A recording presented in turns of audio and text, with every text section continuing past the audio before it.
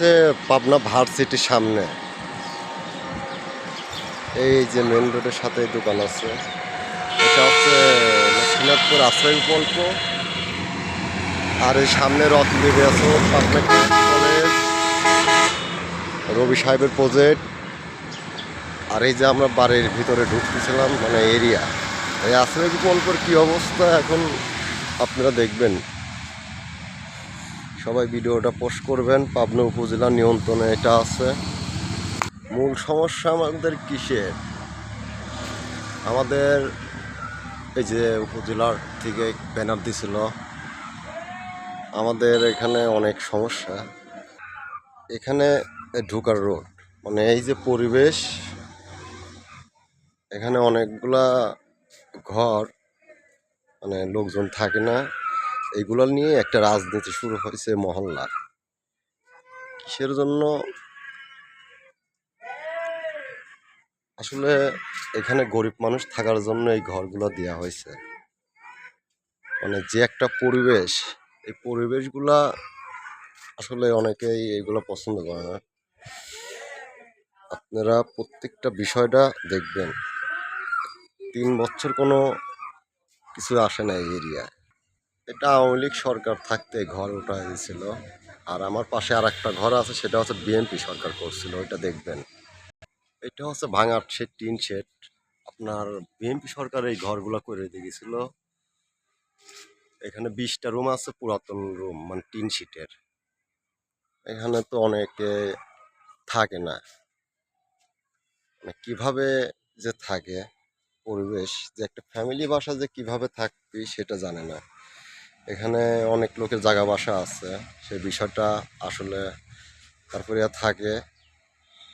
এগুলা মানে দেখাশোনার দায়িত্ব তো পাবনা উপজেলার নিয়ন্ত্রণে থাকে।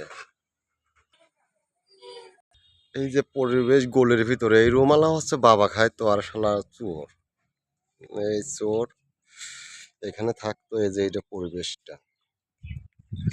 আর এই পুষ্কুনি এখানে আছে 1 বিঘের মতো। এই 3 বছর হলে এই পরিবেশটা আর কি নষ্ট হয়ে গেছে। 3 বছর এরকম, মানে যে পরিবেশ এখানে করতেছিল। আসলে আমাদের এই বিষয়গুলা এটা দেখবে কোন জায়গা থেকে? পাবনা উপজেলা নিয়ন্ত্রণে এই আমাদের এরিয়াটা চলে। পাশে রত্নদেবী অ্যাসোট, তারপরে আপনার পাবনা ক্যাডেট কলেজ, প্রত্যেকটা সেক্টর এই এরিয়ায়।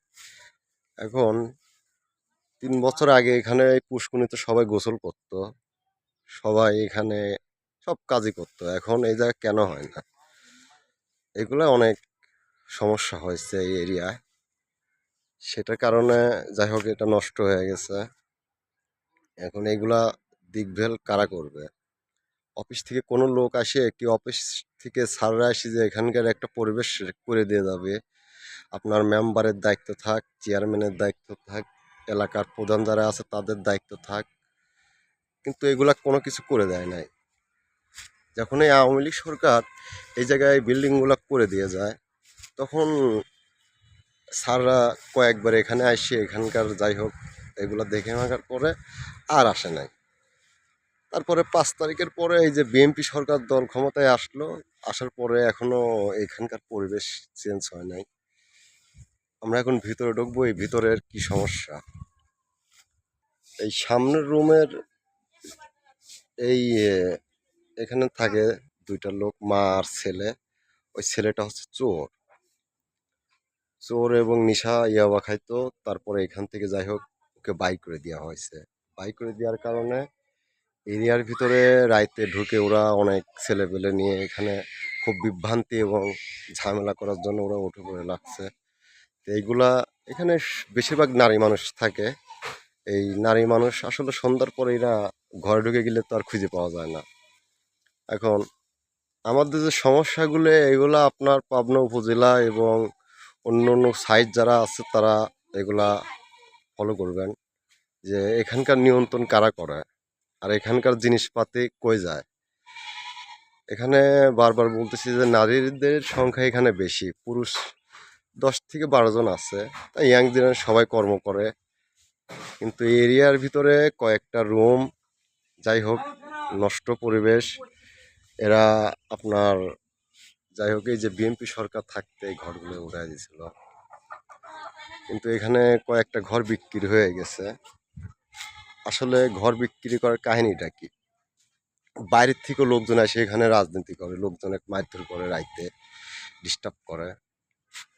এখন এই যে বিএনপি সরকার এই ঘরগুলা উঠাই দিয়েছিল, নষ্ট হয়ে গেছে। এখন 2026 সালে তো এরকম তো আসলে হয় না, টিনের পর্দে সব কাগজ দিয়ে সব থাকে।